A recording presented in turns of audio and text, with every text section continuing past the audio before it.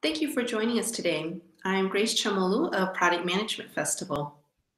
We hold multiple events annually and have worked with hundreds of speakers over the past 7 years. So today I'd like to share our experiences from gathering over the years working with our speakers. Over those years, we often hear from people who have great stories to share, but were reluctant to apply to speak because they didn't know much about the speaker selection process or felt like they couldn't give a good enough talk. While not all events are the same, I hope my sharing my organization's experiences here today will help ease concerns in both areas. The journey from applying to be a speaker to speaking on stage is oftentimes a long one. I'll provide some insights into why you should consider applying to speak at an event, how a selection process works, and provide tips on delivering a successful pitch and engaging talk. Why should you apply? For some people, the reason to apply to be a speaker is already clear to them. But for those of you who are still unsure and need some convincing, people will be attending your talk to learn from you, but you will also be in an environment with peers.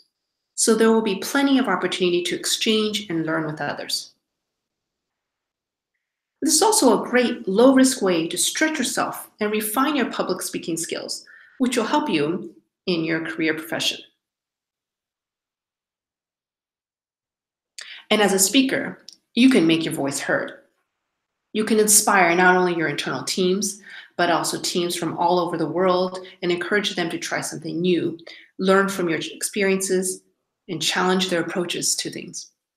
Speakers are at the heart of events, so you will have an impact on your audience. Now, I'd like to provide insights into how we select our speakers and tips on how you can increase your chances on being selected as a speaker, whether for PMF or for other events. So let's say the call for speakers is now open and you have been dying to submit a talk. Or perhaps you set a challenge to yourself to do more public speaking this year, and this is the chance to throw your hat in the ring. The most important thing is to differentiate yourself when pitching your ideas. How can you differentiate yourself? Make your learning points very clear, concise, and for example, with PMF talks, make them specific to product management. It doesn't matter if you're an experienced speaker, it matters that you're passionate and can tell a good story. If you need some mentoring or coaching prior to the conference, then ask your event organizer if that's a possibility. For example, with PMF, we have helped speakers who have asked, and we can recommend ways for you to get feedback before your talk.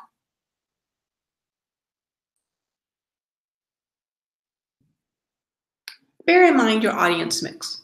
For example, at PMF, we've got an audience with a mix of experience in product management.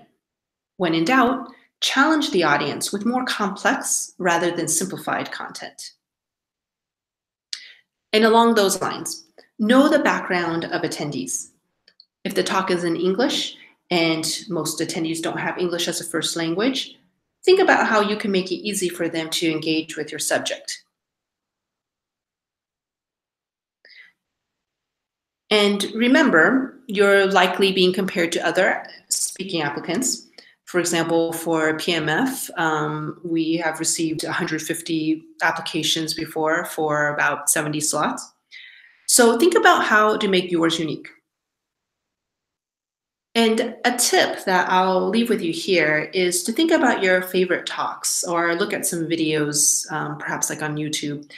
What's good about them? What do you like? How can it help you? And please, keep the scope tight. For some talks, for example, PMF talks, they're 30 minutes. No more than 3 takeaways, please. You want to make sure they can remember your key points when they leave your session. And session titles should be informative and compelling, but please make them relevant to your session content.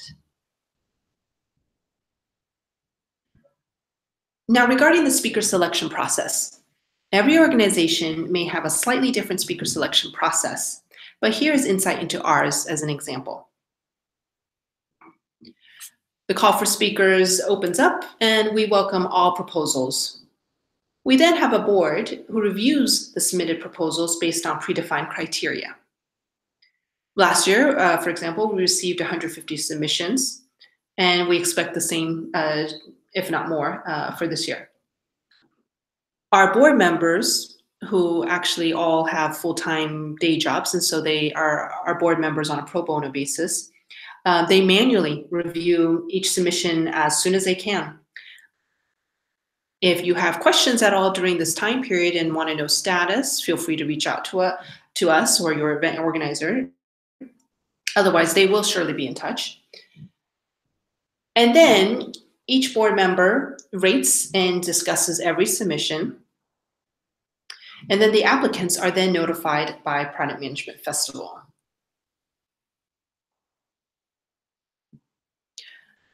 So hopefully that gave you a little bit more transparency into the speaker selection process.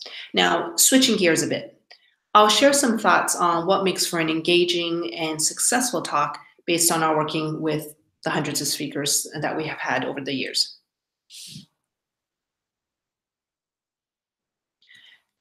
Tell us about a way that you do your job.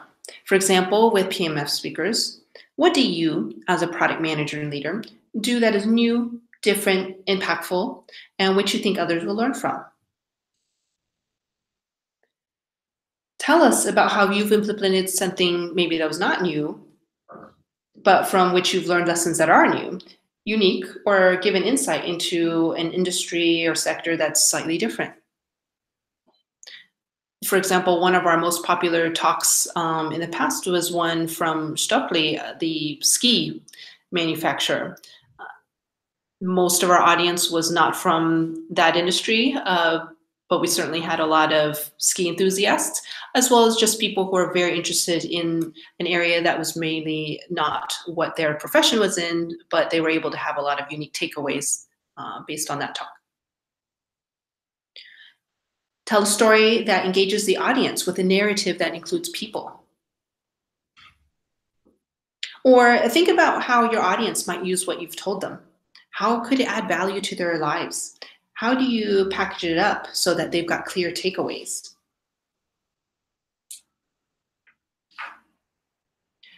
And that was regarding content. This is now regarding some delivery tips. So keep the scope tight. I think that one I cannot stress enough. You will have a time limit on stage, and so you want to keep the timing spot on. Don't forget to add a closing with your takeaways. And I want to just emphasize, make sure that those takeaways actually match your talk. Practice out loud in front of critical friends and get feedback. Tape yourself from a distance so you can see how you present when you speak. And you'll be able to know also how confidently you're speaking, how to use hand gestures, and move around your space as appropriate. And be ready for the unexpected, but know that you can't pre-plan for everything. Don't stress out and maintain composure. For example, perhaps there's some technical difficulty, maybe speaker notes aren't available on the screen, or the microphone goes out, maybe the session's running short or long, and so you just need to be able to roll with the flow. But know that you're not alone. Your event organizer is with you on this. And so, for example, at PMF, we have moderators who introduce you as well as help you manage the time and handle the Q&A with you. But they're also board members, and so you can rely on them to be able to provide feedback if you would like, help you make the presentation even tighter, and just know that you're not alone when you're on stage. There are also many resources online for how you can become a better speaker, and so I encourage you to check them out. Part of the preparation is understanding what your stage and audience size may look like. The event organizer will let you know your room layout. For example, with PMF in Zurich, our rooms can range from spaces like a 500-person amphitheater style, 150-person smaller cinema room, to a more intimate 70-person space.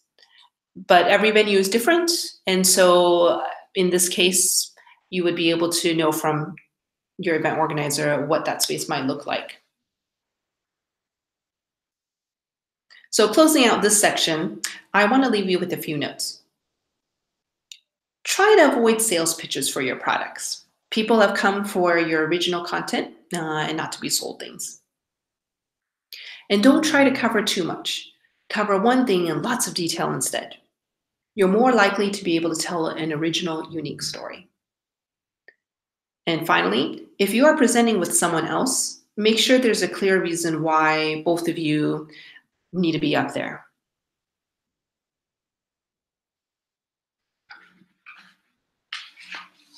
So I had mentioned before that you want to hone in on no more than 3 key points that you want the audience to remember when they move on. So here are my 3. You will be compared against others, maybe 10, 50, 100 others, depending on the situation. You'll need to differentiate yourself somehow so you'll be remembered. Professional speakers aren't just naturally good at speaking, they practice. Once you're selected as a speaker, you'll have time to work on your content. But great content falls flat with unprepared delivery. So practicing your delivery will go far in making you comfortable on stage, better prepared in case of the unexpected. And who knows, you may find that you actually had fun. And finally, none of this will apply at all if you don't take that first step and apply to be a speaker. Sure, the reality is not everyone gets accepted, but that provides opportunity to further refine your pitch for the next call for speakers. And if you are accepted, it gives you the opportunity to refine how you want to communicate your story in a compelling way and make your impact.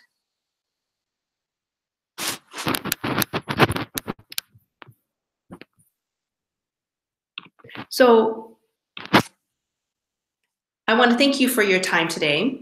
And I would like to encourage you to go out and apply to be a speaker at an upcoming event today. Thank you.